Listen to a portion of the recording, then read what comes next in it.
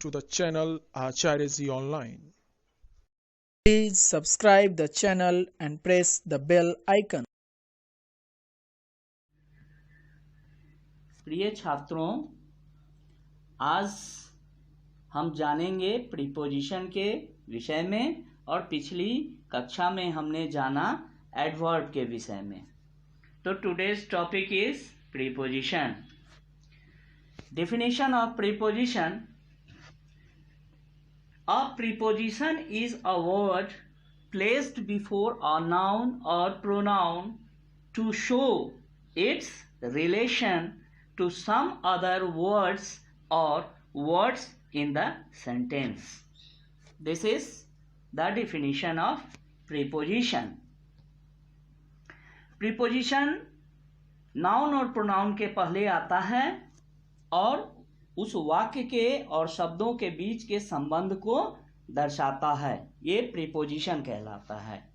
Now look, to better understand it, the dog is on the road, the cat is sitting under the chair और table, he eats from a dish, The sun is hot in the day. यहाँ हम देखते हैं कि dog is on the road।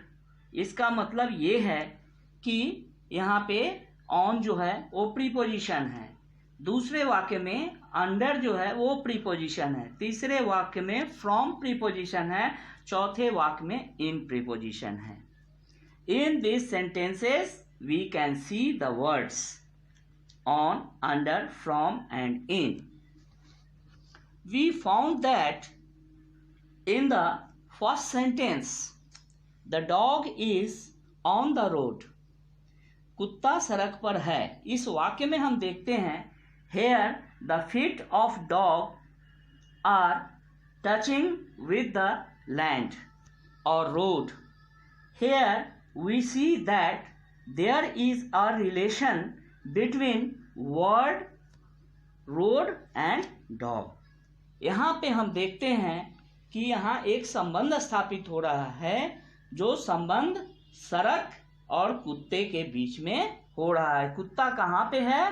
तो सड़क पे है और उसका पैर उस पे टिका है, अर्थात कुत्ता सड़क पे है। तो यहाँ पे हम प्रीपोजिशन ऑन लगाते हैं।